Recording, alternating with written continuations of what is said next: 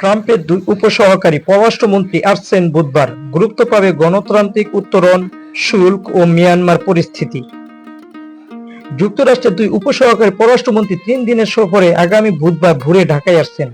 যুক্তরাষ্ট্রের president Donald Trump প্রশাসনের প্রথম প্রতিনিধি দলের এই সফরে বাংলাদেশের সংস্কার ও গণতান্ত্রিক উত্তরণ, ট্রাম্পের পাল্টা শুল্ক আরোপ, রোহিঙ্গা সংকটে সহায়তা এবং মিয়ানমারের পরিস্থিতি সহ ঢাকা ওয়াশিংটন সম্পর্কে নানা বিষয়ে আলোচনা করা হবে। পররাষ্ট্র মন্ত্রণালয় ও ওয়াশিংটনে নিয়োজিত বাংলাদেশের কর্মকর্তারা জানিয়েছেন, বুধবার প্রথমে ঢাকায় পৌঁছাবেন যুক্তরাষ্ট্রের দক্ষিণ ও মধ্য এশিয়া বিষয়ক উপসহকারী পররাষ্ট্রমন্ত্রী নিকুল চুলিক।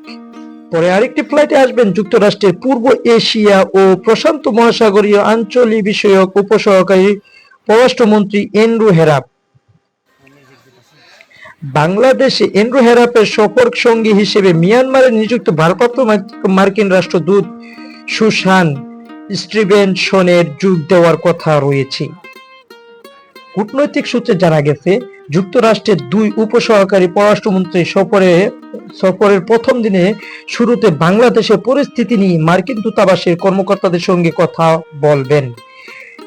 এরপর তারা পর্যায়ক্রমে বিএনপি, জামায়াতে ইসলামী সহ বিভিন্ন রাজনৈতিক দলের নেতা ও নাগরিক সমাজের প্রতিনিধিদের সঙ্গে মত বিনিময় করবেন। আগামী বৃহস্পতিবার পররাষ্ট্র উপদেষ্টা মোহাম্মদ তৌহিদ হোসেন, জাতীয় নিরাপত্তা উপদেষ্টা খলিলুর রহমান সহ সরকারের জ্যেষ্ঠ প্রতিনিধিদের সঙ্গে কথা বলবেন যুক্তরাষ্ট্রের দুই উপসহকারী পররাষ্ট্রমন্ত্রী। এ বিষয়ে জানতে চাইলে পররাষ্ট্র উপদেষ্টা মোহাম্মদ তৌহিদ হোসেন বলেন, ডোনাল্ড ট্রাম্প যুক্তরাষ্ট্রের প্রেসিডেন্ট হিসেবে শপথ নেওয়ার পর এটি হচ্ছে দেশটির উচ্চ পর্যায়ের কোনো প্রতিনিধি দলের প্রথম বাংলাদেশ সফর। ফলে দুই দেশের সম্পর্কে নানা বিষয়ে আলোচনা হবে। প্রাসঙ্গিকভাবে ট্রাম্পের পাল্টা শুল্ক আরোপের বিষয়টি আলোচনায় আসতে পারে। কূটনৈতিক সূত্রে জানা গেছে, বাংলাদেশে সফরের সময় নিকুল চুলিক অন্তর্বর্তী সরকারের উচ্চ পর্যায়ের প্রতিনিধিদের সঙ্গে সংস্কার প্রক্রিয়া বিষয়ে, বিশেষ করে গণতান্ত্রিক উত্তরণে যুক্তরাষ্ট্রের সহায়তা নিয়ে আলোচনা করবেন। চলমান সংস্কার নিয়ে সরকারের সঙ্গে আলোচনার সময় যুক্তরাষ্ট্র কিভাবে সহযোগিতা করতে পারে তা জানতে চাইবেন। তিনি বিএনপি, জামায়াতে ইসলামী সহ অন্যান্য রাজনৈতিক দলের নেতা ও নাগরিকদের সমাজের প্রতিনিধিদের সঙ্গে মত বিনিময় করতে পারেন। অন্যদিকে অ্যান্ড্রু হেরাপের সফরে মিয়ানমার ও রোহিঙ্গা পরিস্থিতি গুরুত্ব পাবে।